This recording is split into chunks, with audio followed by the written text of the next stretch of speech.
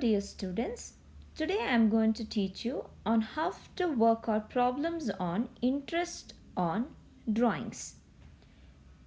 Drawings mean money or money's worth withdrawn by a partner from business for personal or domestic use. Now, when such drawings happen, then the firm will charge interest on such drawings. Now, if it is stated in the partnership deed, then the interest is charged at an agreed rate. There are two methods to calculate interest on drawing. First one, product method. Second, average period method or shortcut method. Understanding the accounting period concept. Students, I will give you a few quick tips before we start with problems on interest on drawings. This holds good for both the methods. Accounting period is the year for which financial performance of the business is recorded. And this we have learned it in our first year PUC itself.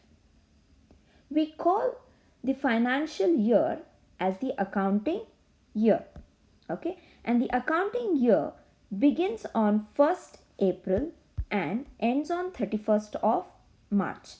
For you to understand, I have written the months April to March. In total we will get 12 months. Now there are some business who will follow calendar year. Then for them the year begins on 1st January ending on 31st of December. Again, I have put across the months from January to December. In total, we will get 12 months. Now remember students, while calculating accounting year, you need to be careful. Suppose the year begins on 1st April 2019, then the year will end on 31st March 2020. Suppose the year will begin on 1st April 2020, then the year will end on 31st March 2021.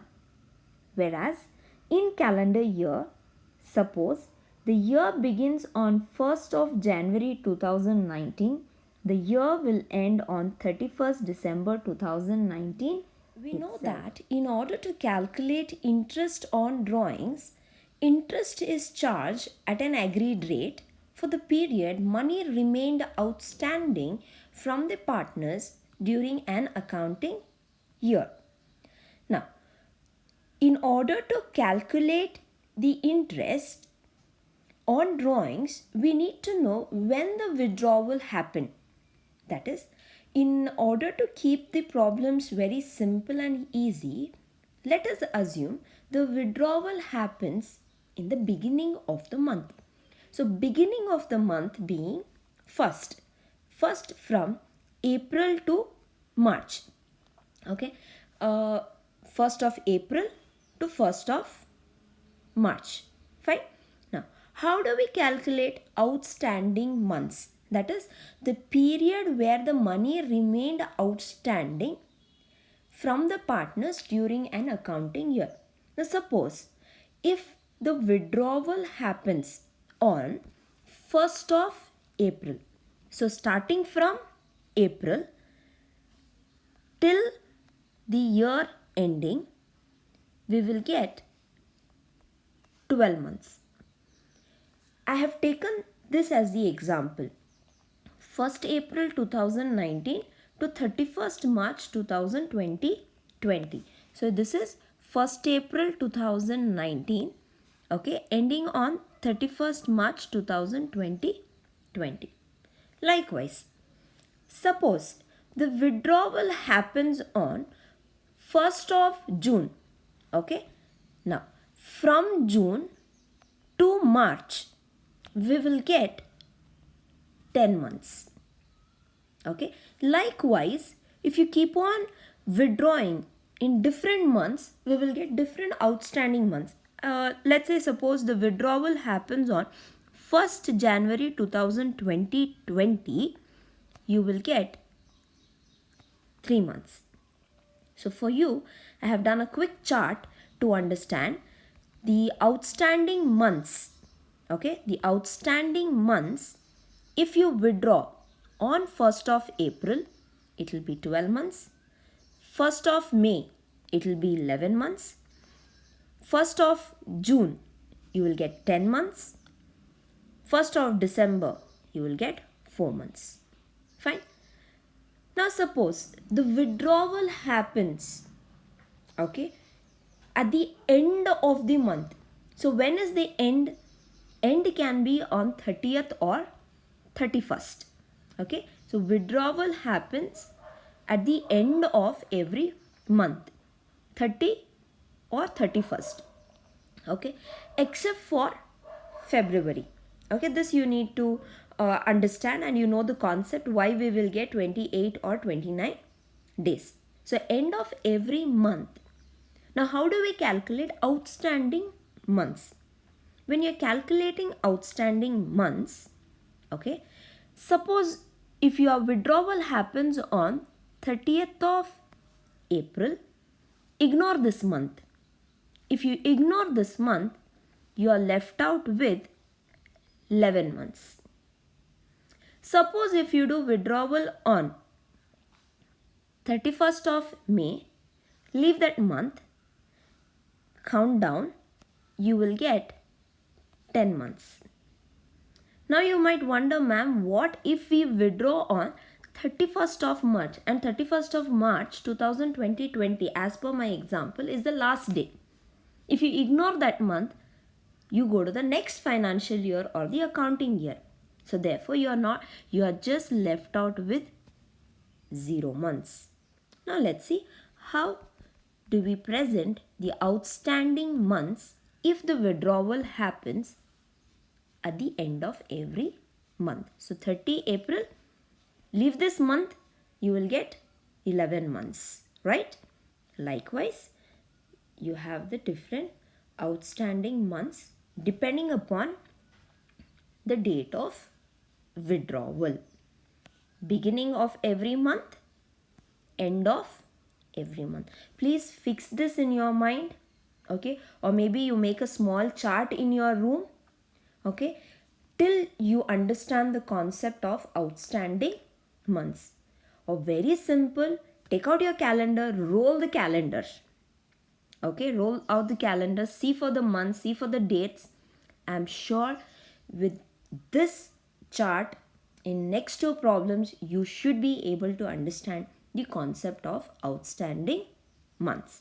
Well, today I am going to teach you on how to prepare interest on drawings for those partners when they have different amounts of money at different time intervals. The formula for calculating interest on drawings will be product is equal to amount of each drawing into outstanding months.